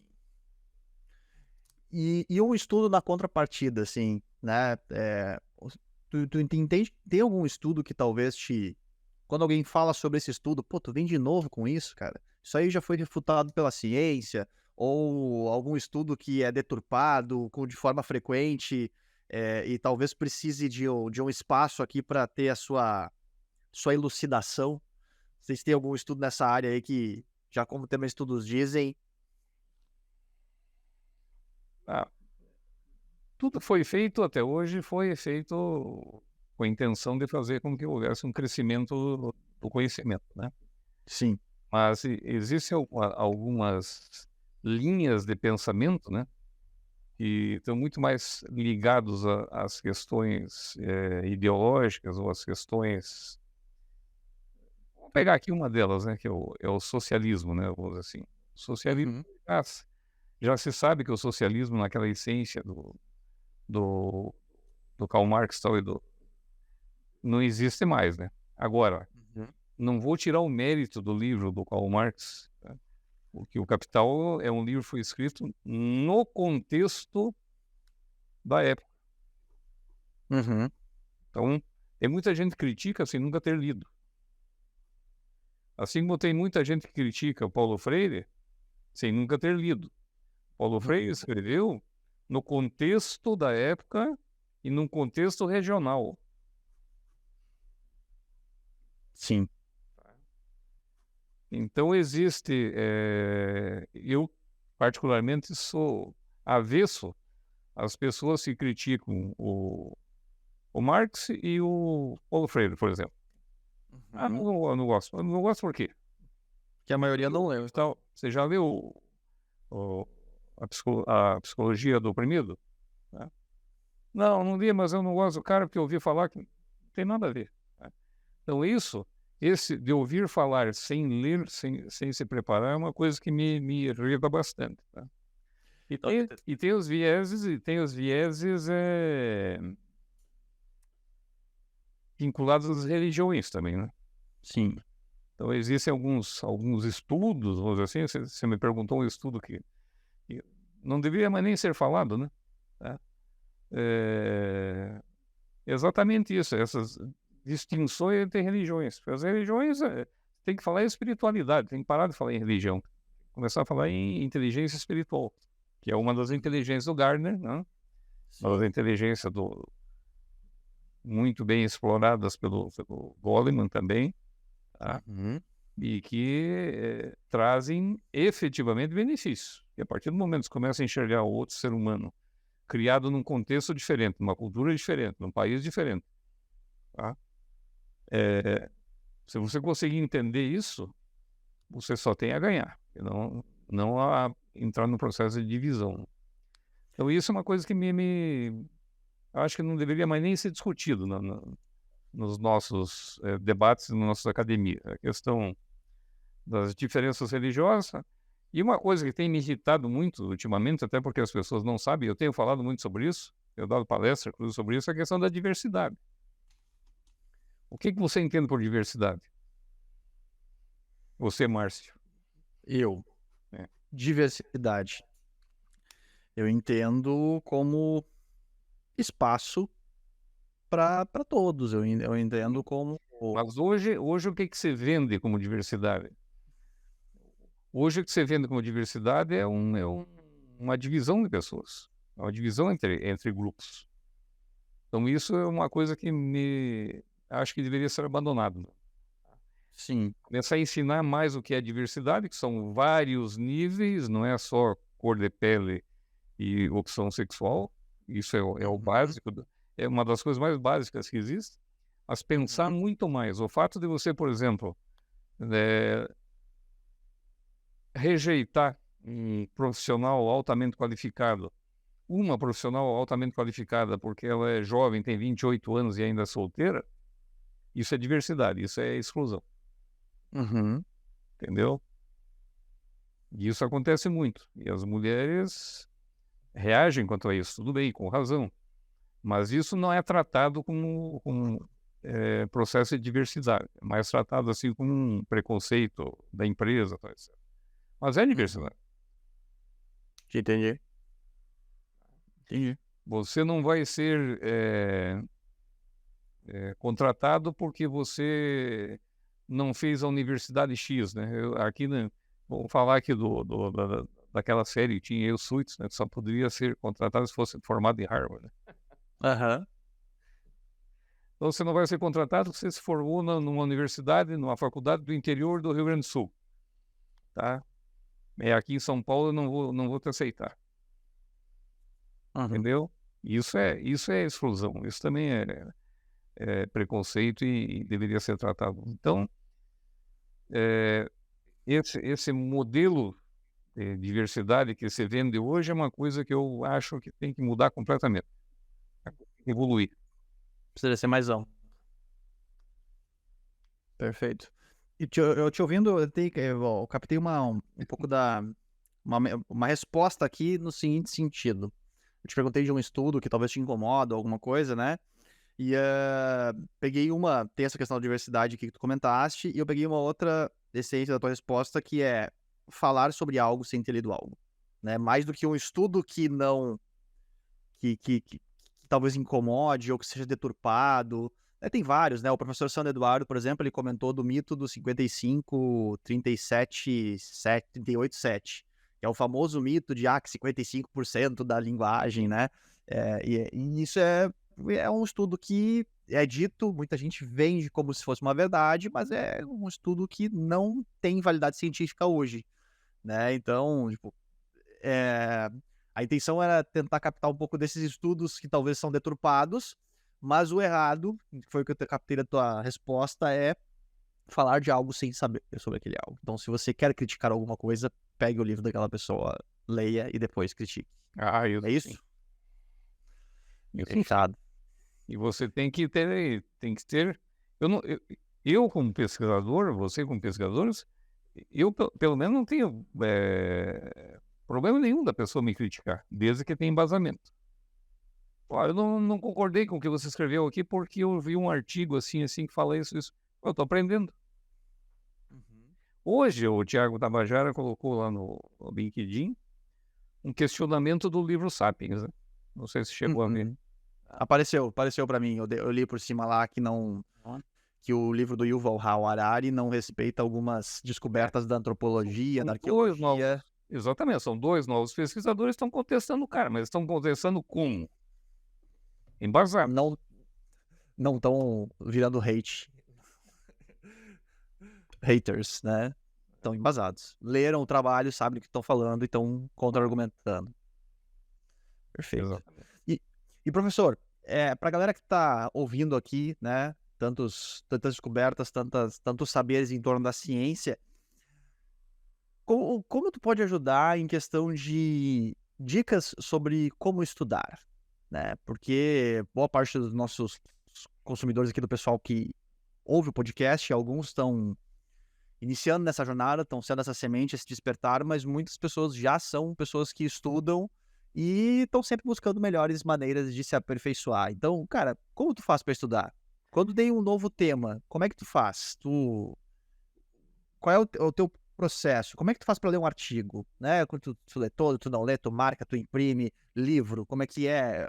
Como é que é o teu método de aprendizado para tentar dividir com a turma, para tentarem pegar algum insight? Se eu te mostrar a quantidade de livros que eu tenho aqui na frente e que eu tenho aqui atrás, né? Já começa por aí, leia. Começa por aí, leia.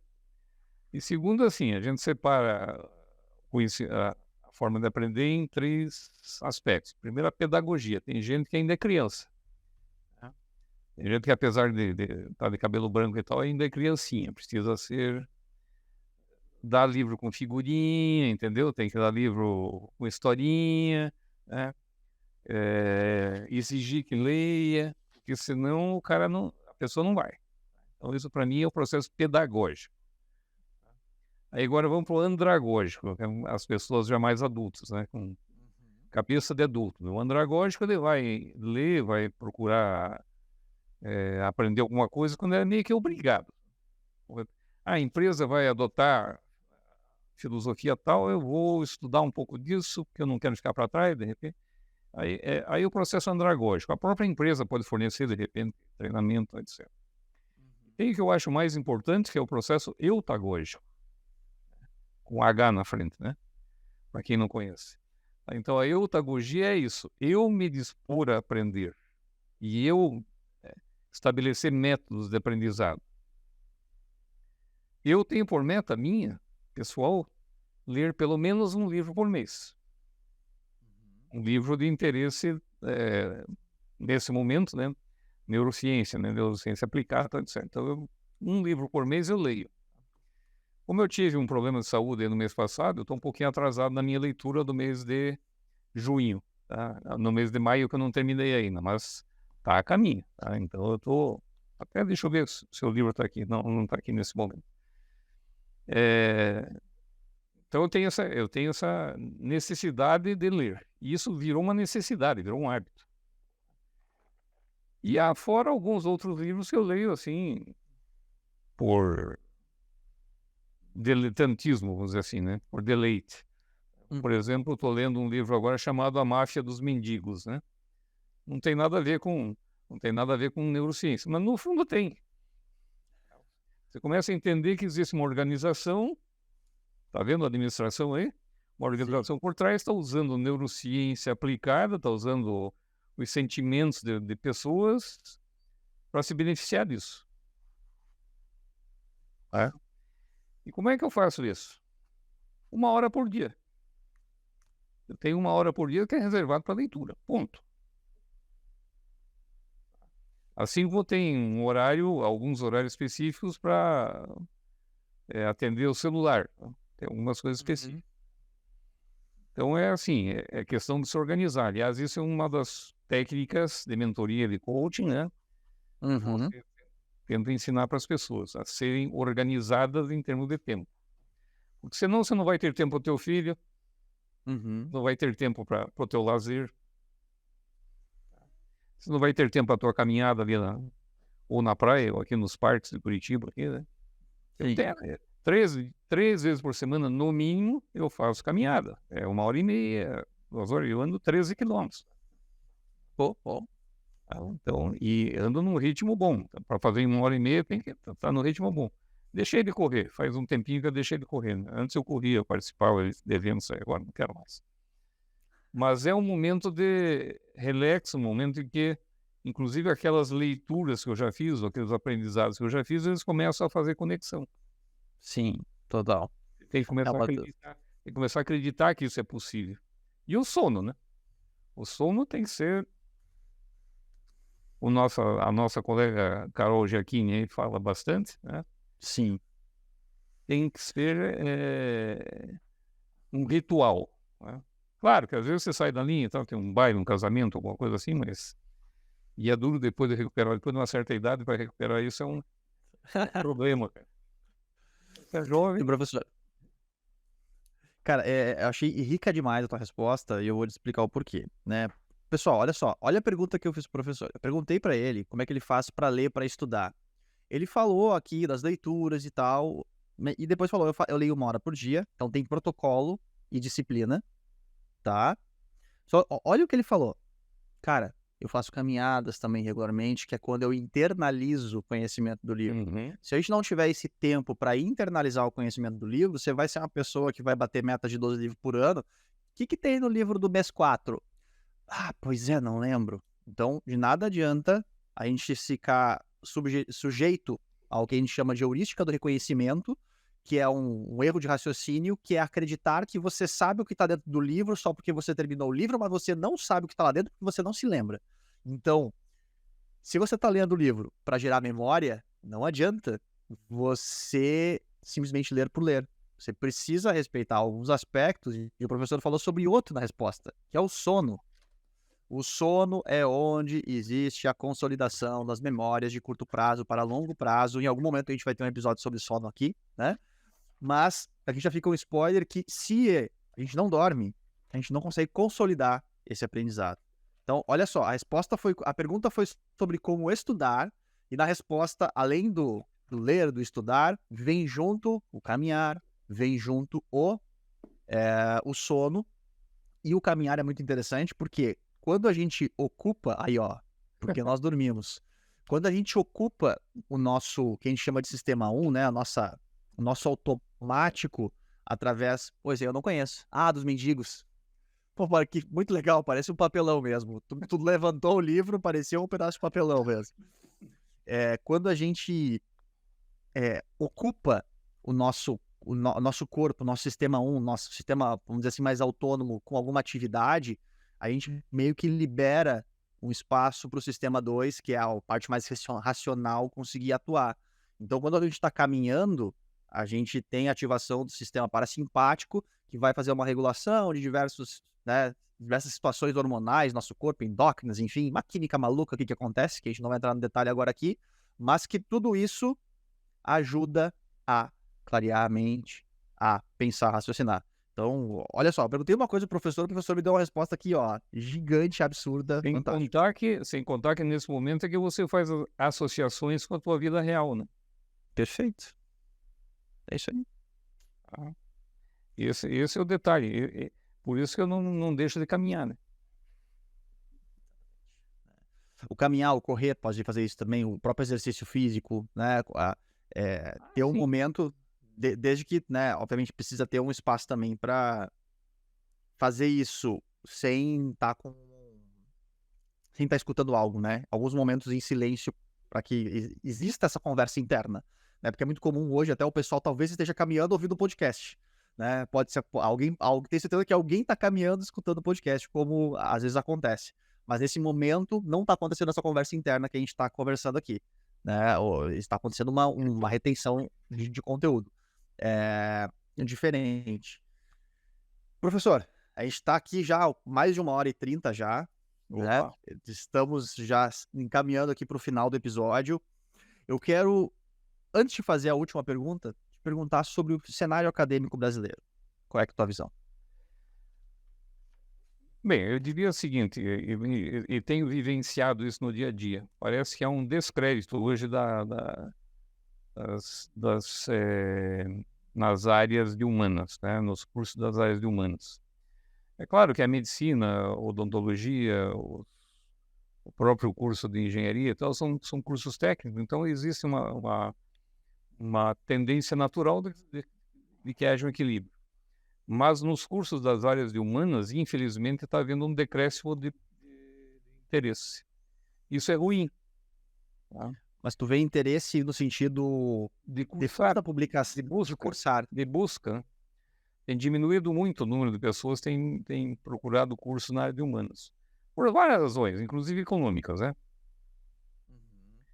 Eu creio e vivenciei isso, que as instituições elas foram pegas de surpresa na questão da pandemia, né? E até hoje não conseguiram criar um modelo mental diferente, né, para chamar essas pessoas de volta, tanto presencialmente quanto na forma de uso de tecnologia, né, à distância, com qualidade, né? Há um descrédito também dos professores em relação às instituições, porque parece que as instituições estão utilizando de aulas gravadas e com isso há estão pagando menos os professores, né, vamos dizer assim, né, porque você atinge um número maior de Grava uma pessoas, vez e né, e esquece. E a aula gravada não tem a pegada humana, né? Então é complicado isso. Enquanto não houver um equilíbrio disso e o retorno efetivo das aulas presenciais, principalmente nessa área de humanas, né, que abrange todos os cursos das ciências aplicadas, né, vai ser complicado. Nós estamos hoje vivendo um paradoxo, vamos dizer assim, né? Muita gente boa, tá, não procurando a universidade. O modelo que foi colocado também há alguns anos já dos cursos técnicos também contribuiu para isso, né? E nós temos hoje, eu como professor lá da FCU, lá nos Estados Unidos, no início quando eles fizeram a parceria aqui no Brasil, nós tínhamos várias pessoas que haviam feito curso de tecnólogo, né, e estavam cursando curso de mestrado. Hoje a legislação americana não permite mais. Então ficou complicado, vamos dizer assim, essa aceitação dos cursos tecnólogos para desenvolver trabalhos de mestrado e doutorado lá nos Estados Unidos. Há empresas no Brasil, e eu tenho amigos que são empresários e são CEOs de empresas, que não estão contratando profissionais de curso de tecnologia nem de cursos online. Veja que problema.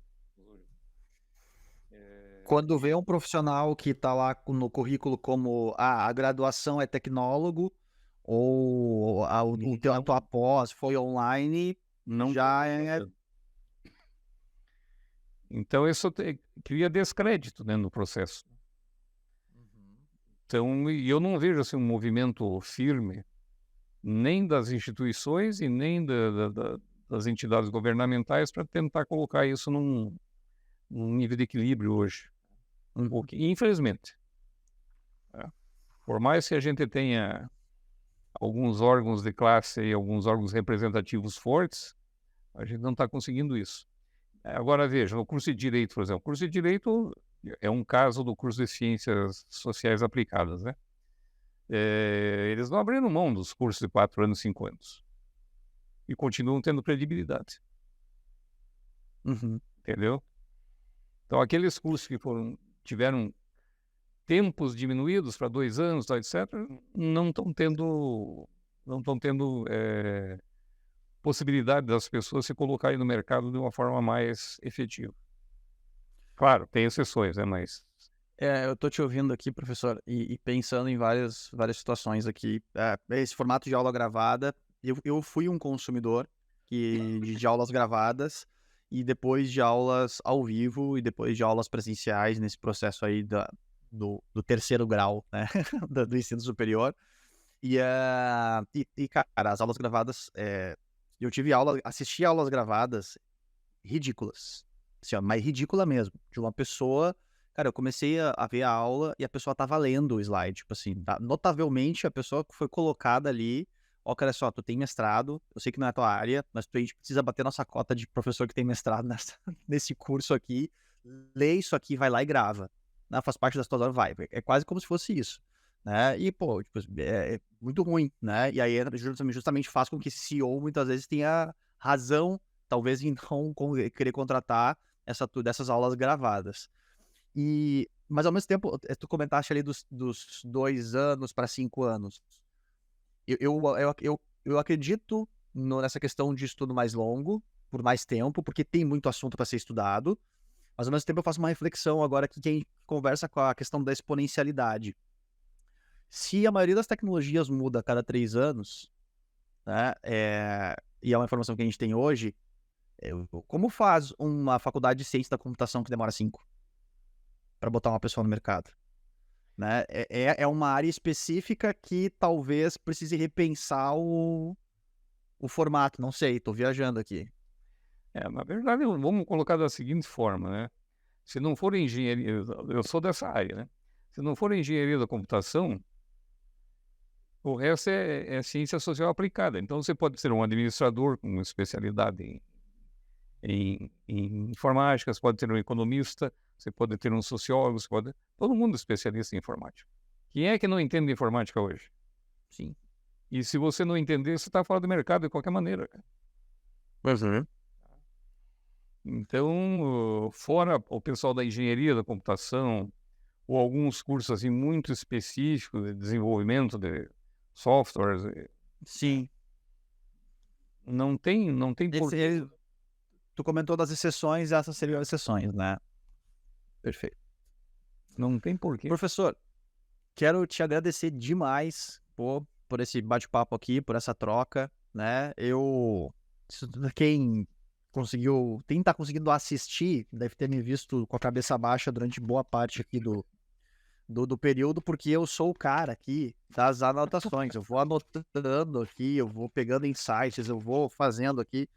É uma forma que eu tenho aqui de guardar o conteúdo. Então, cara, mais uma vez, obrigado. Aprendi muito contigo aqui. Tenho certeza que quem tá ouvindo também. Antes de encerrar, eu queria te fazer duas perguntas aqui. A primeira delas, quem quer, por exemplo, contratar o professor Pianaro para coaching, para mentoria, para consultoria nas suas empresas, qual é o melhor lugar para te encontrar? LinkedIn, pô, rede social, de uma forma geral, né? Normalmente o meu telefone tá lá, então é fácil também via WhatsApp. Perfeito. Então tá aí, galera. Aqui também tem o @ do professor lá no Instagram. Procurem lá Fernando Pianar no LinkedIn. Vocês vão encontrar aqui o LinkedIn do professor. E, professor, eu faço uma pergunta sempre no final aqui, porque eu compartilho conteúdo através dos post-its e eu não quero ficar sozinho nessa, então eu quero que tu me ajude. Quero que tu me ajude respondendo qual é a frase, a última pergunta aqui do podcast, né? Qual frase vai pro post-it e por quê? Queria que tu me desse uma frase aí. Nós falamos de várias coisas, né? Mas uma coisa que eu tenho trabalhado bastante e tenho contestado e trabalhado bastante é a questão da diversidade, né? Até porque, se você pensar em termos de diversidade de uma forma coerente e de uma forma séria, você vai ter diversidade na sua família. Uhum. Ninguém é igual na sua família. Todo mundo tem interesses diversos. Ah, não, a gente se reúne fim de semana, tudo na casa da mãe. Não interessa, mas cada um tem um interesse diverso. E você só se movimenta, você só faz qualquer coisa, se você vai ter alguma coisa de volta, em retorno. Qualquer ser humano só se movimenta se for receber alguma coisa de retorno. Nem que seja muito obrigado. Mas ele quer um retorno. Ele olha sempre para o seu umbigo. E faz parte da natureza humana. Então, é aquele princípio da máscara do oxigênio, né? Primeiro põe a máscara do oxigênio em você e depois vai atender os outros. É bíblico também, né? Ama a ti mesmo, né? Para poder depois amar os outros. Dar meu amor. Né? Então, como a gente tocou bastante nessa questão de diversidade, eu vou dizer o seguinte, uma frase, se você quer uma frase, né? Para mim, a diversidade é a maior riqueza das organizações. Basta querer entendê-la. Fantástico. Tá? Diversidade é a maior riqueza das organizações, basta tentar entendê-las. Professor Fernando Pianar tá aqui, vai post-it. Fantástico, cara. Quer escolher a cor? Aqui, ó. Verde. Verde, está aqui em cima. Selecionado. Maravilha.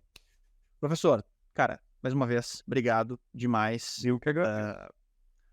Foi incrível aqui, obrigado pela troca, obrigado pelos ensinamentos. Sigam o professor, galera, ele tá no LinkedIn. Você que tá assistindo até aqui, cara, se você tem certeza que se você assistiu até aqui, você entendeu que esse conteúdo é de valor.